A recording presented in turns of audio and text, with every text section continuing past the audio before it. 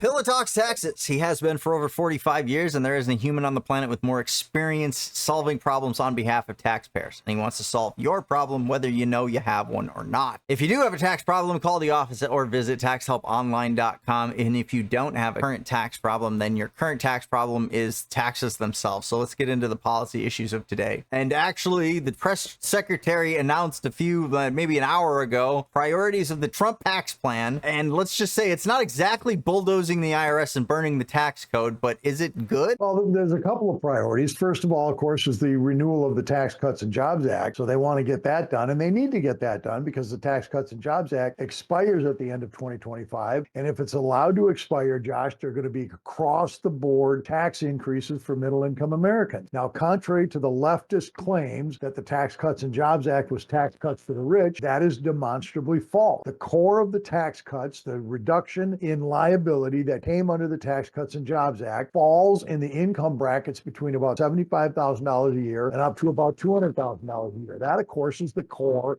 of the middle class. And if they don't renew the Tax Cuts and Jobs Act, or at least do something that is at least as good as what that law did, those people are going to see an increase in their tax liability. There's just no doubt about it. Now, that's number one. Number two is the Trump administration is continuing to talk about cutting income taxes on Social Security, which I happen to believe is a good idea. Trump floated that during the campaign along with a couple of other ideas. My response to that was, okay, that's fine, but the Tax Cuts and Jobs Act has to be priority. I'd like to see the administration bulldoze the Internal Revenue Service, but I don't believe that's going to happen. Not only do I not believe it's going to happen, I don't think there's going to be such a proposal for that during the first 2 years of Trump's 4-year term. The margins in the House of Representatives and the Senate is too thin to get that through. I think they're going to wait to see what happens with the midterm elections. And if the Republicans pick up a number of seats in the midterm elections sufficient to push something like this through, then we might see it. That basically stumbles into my next question, which is this the sign that radical tax reform, as you call it, which is, of course, the elimination of various income and state taxes and implementation of a retail sales tax that is collected at the state level, is basically just dead in the water as usual? It seems unlikely we can get Congress to agree on one tax bill, so we can't hope for a 1-2 punch. Well, I agree with the 1-2 punch idea. I don't agree with the dead in the water idea. I think the idea has steam. I think it's going to continue to have some steam. Question is whether it's going to have enough to get over the hump or not. And at this stage of the game, I don't believe it's got enough to get over the hump. As I said, the margins in the House and the Senate are too thin to push something like this through. The president's having enough trouble getting some of his more controversial nominees ratified, like RFK, for example. And I just don't think there's going to be enough strength with the lukewarm Republicans to go along with the idea of bulldozing the Internal Revenue Code. I just don't see the support there right now. There's absolutely too much control that they can exercise through the tax code. So that's why I don't see much hope for radical tax reform, as you call it. And the other fact that,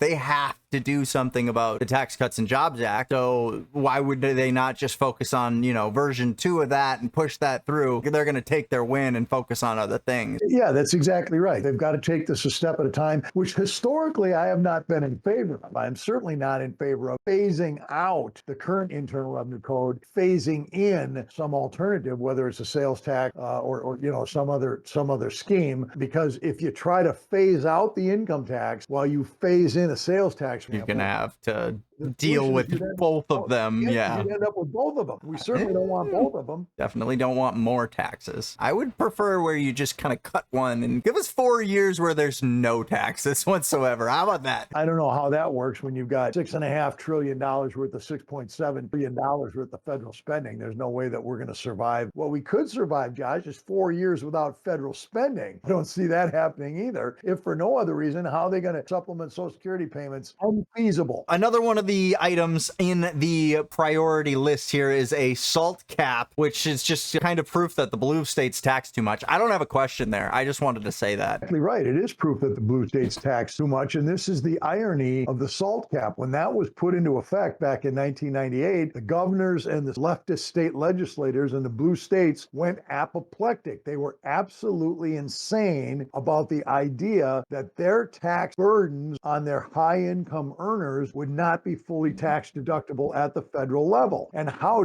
dare a Republican president, Trump, put a limitation on the ability of these people to deduct all of the high, I would argue, excessive taxes that are imposed by these blue states. And they demanded action. They wanted that SALT cap repealed. They wanted that limitation eliminated, and they wanted their people to be able to write off all of their state and local taxes. Otherwise, it was a burden on those high income earners. And my response is, why don't you people just lower your tax burdens on your citizens? The tax deduction is only marginal. You pay $10,000 worth of taxes, and if you're in the 30% bracket, you get a $3,000 deduction. You're still $7,000 out of pocket on the rest of the taxes. Why don't you just reduce the tax liability for your citizens? But of course, they would have no part of that. You know the answer to why they don't want to reduce. Of course, they don't want to give up the money. They don't want, no doubt because about that. let me ask this question first. Is the SALT cap reduction actually a win for blue states here? If they eliminate the SALT cap deduction, you might argue because of the pressure of the blue state representatives, but the pressure is no longer coming really from Democrats in the blue state. For example, in mid-January, right after Trump was inaugurated, there was a meeting of about 20 or 25 Republican representatives from blue state. A number of them from New York, a number of them from Illinois, a number of them from California. I'm not sure if any Minnesota folks were there or not, but all of those states naturally have Republican representatives. They met with Trump and they insisted that if they're going to renew the Tax Cuts and Jobs Act, we want that SALT cap eliminated. So the Republican representatives were pressing Trump to eliminate that cap, to allow their constituents in their high tax states a full deduction for their high state and local taxes. Again, that was not coming from the Democrats, it was coming from the Republicans. Of course, the Republicans have got the interest of their taxpayers at heart, at least theoretically, have got the interest of their taxpayers at heart, and that's why they want the full deduction. There's a difference between how the Republicans approach it and how the Democrats approach it. The Democrats in these states, the local ones, now I'm not talking about the federal representatives, I'm talking about governors and the state legislators, they have the power to reduce state tax. Not a single one of them made a move to do that. So it's a win for blue states, but it was brought to you by your local Republicans. It would be a win for the high income taxpayers in blue states. And that's the irony. You know, the Democrats are crying tax cuts for the rich with the Tax Cuts and Jobs Act. Oh, it's tax cuts for the rich. First of all, that's demonstrably false. But the irony is they were the ones screaming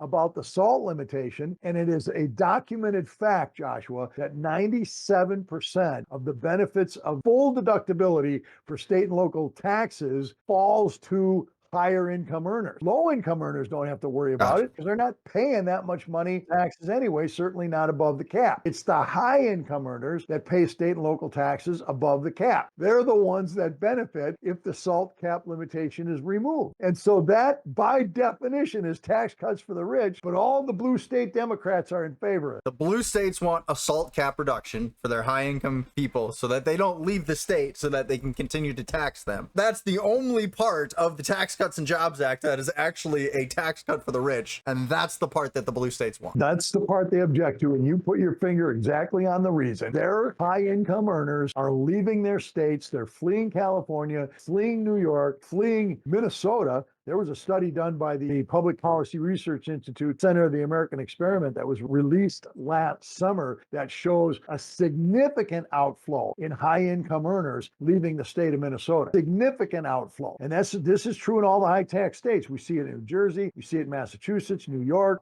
Illinois, California. They're leaving the states and they're voting with their feet. You know, the 2/3 of the country votes with their vote, but 100% of the country votes with their dollars. In terms of cutting taxes on Social Security, why would they even tax it in the first place? Isn't that just sticking the hose back into the source? You're exactly right. People pay taxes on their wage and business income all these years, and those taxes get, quote unquote, credited to their Social Security account. Not really the taxes, it's the earnings that get credited, and that's how they base the Social Security benefit. And Social Security earnings were not taxed at all up until 1979. It was Democrat President Jimmy Carter that first started taxing Social Security benefits. Might have been 1977, but it was in the late 1970s when Carter was president that this started happening. Before that, no Social Security benefits were ever taxed. Illogical taxes brought to you by your federal Democrat. And it was the Clinton administration in the mid-1990s that upped the ante on Social Security taxes. This is what people don't understand. They never talk about this. It does get complicated, all right? And the idea is that you paid these taxes in all these years and you get benefits back in accordance with the payments that you made in the first place. So to the extent that you're getting benefits benefits back that are about equal to what you paid in, there's no tax on those benefits because you paid the taxes in the first place. But what's happening here and what started happening really into the 1980s and is that people are drawing back much more in benefit than they ever paid in taxes in the first place because people are living longer and more benefits are being provided in terms of Medicare, and so on. Social Security benefits are for children, for example, are getting broader and broader. And so Congress looks at this and says, well, now it's not just a matter of drawing back something equal to what you paid in. Now what's happening is a lot of people are drawing back far more than they ever paid in.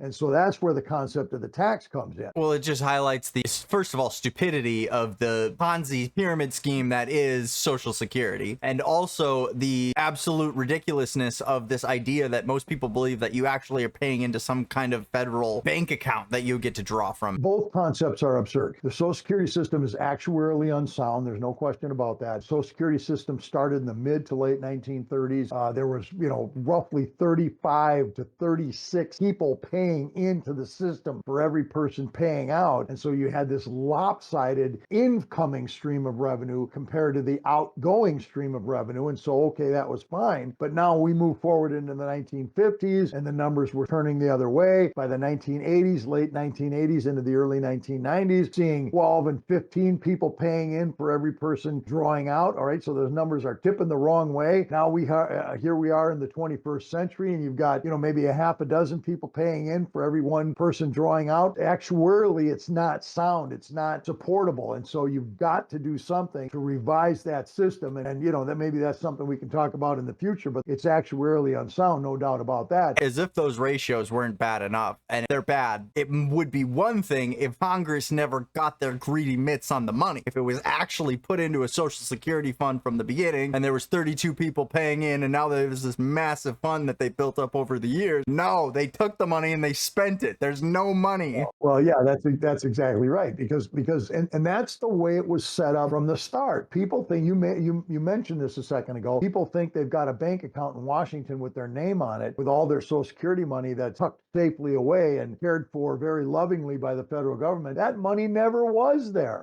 From day one, there was no account in Washington with your name on it. When I say day one, I'm talking about back in 1935, 36, when this system was created. The Social Security contribution, quote unquote contribution, never was a contribution to a retirement account. It was an additional tax on income. And right from the start, the money went into general revenue and used by the Congress, however Congress deemed necessary to use it. And at that point going forward, the Social Security expenditure paid out to beneficiaries was nothing more than a line item on the expenditure chart. Never set aside in a dedicated account with your name on it. Never. There's been so many studies about how people my age are never going to see a dime of that money. Plus the fact that we would have been hundreds of percentage points ahead if we would have just invested the exact same amount of money from the get-go when we started earning. And I'll give you an example. Take a 25-year-old person. They go into the workforce and let's just say they take $2,000 a year. They take $2,000 a year and they invest in a private savings account of some kind, IRA, 401k, some kind of investment that's tied to the market, whether it's stocks, bonds, whatever it is, cryptocurrency, I don't care what. You make contributions into that account for, let's say, 10 years. All right, so $2,000 a year for 10 years. So from age 25 to 35, you make those contributions and then you stop and you just allow that money to grow. Now you've invested $20,000, you allow it to grow year after year after year. You start taking it out after 40 years. You're going to have upwards of $500,000, maybe more, maybe as much as $1 million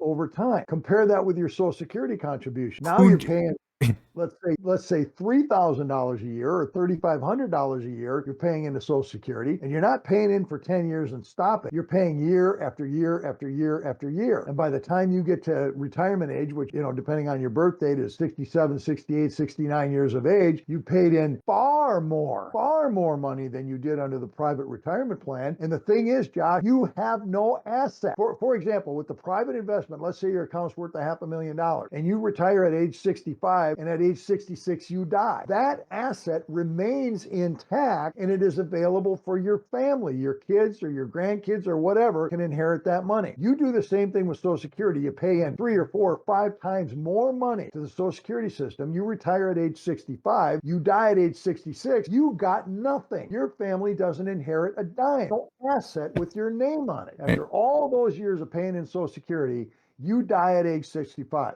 Your spouse gets a death benefit. You know what the death benefit is? $255. Social Security system is unsound. There's no question about it. It's unsound actuarially. That's undeniable. It is unsound from the standpoint of generational integrity because you're always relying on young people to earn more money, to pay more tax, to support the older people that are on retirement. It's a system that's got to be rethought and it's got to be restructured. There's no question about that. And people panic and say, oh, you can't eliminate Social Security. We got all these people on retirement. You're exactly right. You cannot just simply cut off the water on tens of millions of senior citizens that are dependent on Social Security. We got 44 or 45 million people out there that are drawing Social Security benefits. Most of those people, not all of them, but most of those people need those benefits to survive and have been counting on those benefits over all the 40 or 45 years of their working life. You can't just cut off the water, but it has to be rethought because the system cannot continue based on actuarial standards. It can't. So we could definitely get into the details of what would be a suitable replacement, a suitable solution to that problem, because obviously it's easy enough to just say, wow, this is a problem, but having a solution to that is an entirely different story. Well, However, you're exactly right, and that's something we can talk about in the future. Thanks for watching, taxpayers, and if you have a tax problem, remember, go to taxhelponline.com. Where else can they find you, Dan? They find me at 1-800-346-6829. That's 1-800-346-6829. Remember, there's no such thing as a hopeless tax case. I don't care what kind of a tax problem you have. I don't care how long you've had the problem. I don't care what you've tried to do to fix it. I don't care who's told you you can't fix the problem. There's no such thing as a hopeless tax case. So go to my website, taxhelponline.com. Call our office, 1-800-346-6829.